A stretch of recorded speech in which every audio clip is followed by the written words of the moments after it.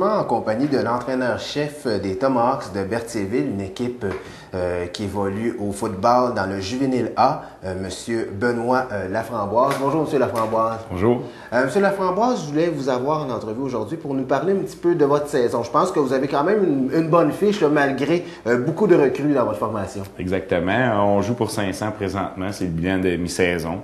Une victoire, une défaite et un match nul. Je suis très satisfait de l'effort des jeunes qui me procurent des sensations fortes de semaine en semaine. Et dans votre formation, comment se fait-il que vous avez tant de recrues? Est-ce que c'est normal ou il y a toujours un roulement comme ça dans le juvénile A? Éventuellement, on va avoir plus de vétérans. Les années qui s'en viennent, j'ai 10 à 12 gars de chaque niveau qui vont monter. Mais cette année, c'est une année que j'ai seulement que 5 vétérans dans mon équipe, 5 vétérans de secondaire 5, mais ils jouent comme s'ils seraient 10. Donc, ils sont très solides. Donc, quand on parle de juvénile A, pour les gens qui ne connaissent plus ou moins les rudiments du football, c'est des jeunes secondaires 3, 4 et 5, c'est bien ça? Exactement. D'accord. Et puis, c'est des gens qui ont joué au football auparavant ou vous devez leur montrer la base football? Parce qu'on sait que c'est très technique, ce sport-là. Très technique, c'est sûr. J'ai moitié-moitié. J'ai une partie qui ont débuté jeunes, en secondaire 1 et 2, qui ont une bonne base.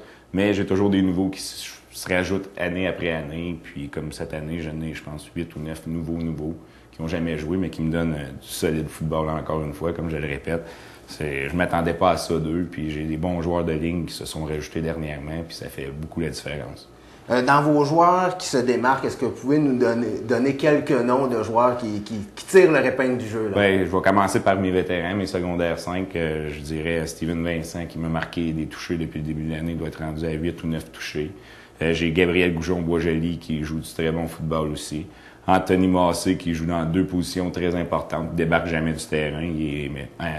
Il est middle linebacker, excusez les anglicismes. Le football, il y a beaucoup d'anglicismes. Oui, c'est définitivement. Puis il est middle linebacker ainsi qu'il est fullback. Fait que c'est 2 positions où est-ce qu'il demande beaucoup. D'efforts physiques. D'efforts physiques, oui. Exactement. Puis ensuite de ça, j'ai David Villeneuve. C'est un autre jeune de secondaire 5 qui m'en donne beaucoup. Puis j'ai Alexandre Bonin. C'est sûr que mes vétérans m'en donnent beaucoup. Au niveau de l'entraînement, pour que votre équipe soit à point, vous devez vous entraîner combien de fois par semaine? C'est sûr que c'est pas assez. On s'entraîne présentement 2 fois par semaine, le mardi et le jeudi, pour des durées de 2h à 2h30 de la pratique. Si on parle au niveau du collégial, ils pratiquent à tous les jours. Même le juvénile 3 pratique probablement tous les jours aussi. Sauf qu'on y va avec qu'est-ce qu'on peut. C'est pas évident de jumeler études et sports ensemble. En plus des emplois étudiantes et d'autres sports, souvent les jeunes vont jouer au hockey ou vont participer à d'autres activités hors école, là, à l'extérieur de l'école.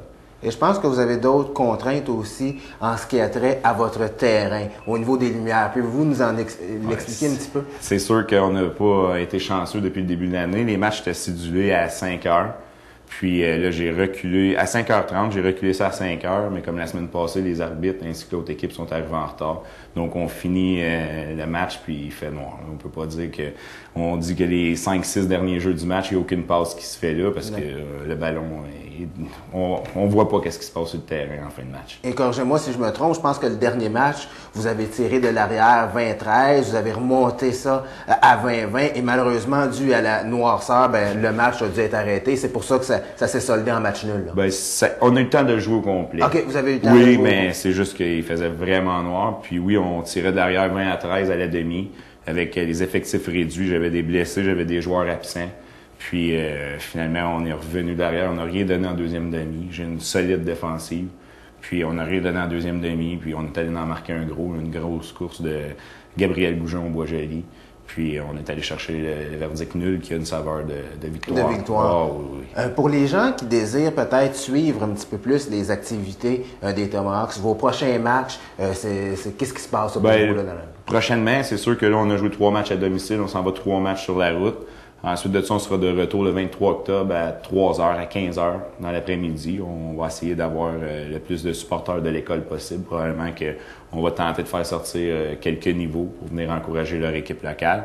Puis on invite la population à venir. Sauf que ensuite de ça, c'est sûr que c'est les séries qui débutent. Donc, est-ce qu'on va avoir l'avantage du terrain? On ne sait pas encore, c'est la saison qui va nous le dire. Vous parlez des séries, le format des séries, c'est simplement un match, c'est do or die un petit peu. Oui, c'est sûr que c'est la défaite t'exclut des séries, sauf que la manière dont ça fonctionne, toutes les équipes participent aux séries. 1, 2 sont en attente, ils ont un bye week qui appelle.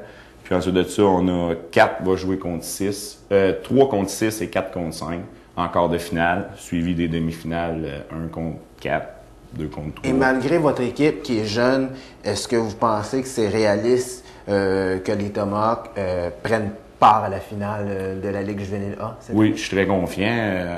C'est sûr que la manière que c'est divisé présentement, il y a Sainte-Thérèse qui ont 3-0. Mais affrontent souvent l'équipe de Vanguard à Laval et l'équipe de Saint-Adèle qui sont un petit peu moins... Oui, la preuve, vous les avez battus 62-0 dernièrement. Là, donc, c'est une équipe qui est en reconstruction ou qui commence dans la Ligue. Exactement, c'est ça. Ils sont jeunes aussi, ils n'ont pas beaucoup de vétérans eux aussi. Mais c'est ça. Les deux autres équipes, ça va être Rawdon et Joliette, que ça a donné des très bons matchs. On a perdu 15-8 le premier match contre Rawdon qu'on va affronter ce jeudi. Puis ensuite de ça, c'est ça, 20-20 contre Joliette. On peut pas dire qu'il y a une équipe qui a dominé plus que l'autre. D'accord. Bon, on vous souhaite la meilleure des chances, monsieur. Merci beaucoup. Merci beaucoup.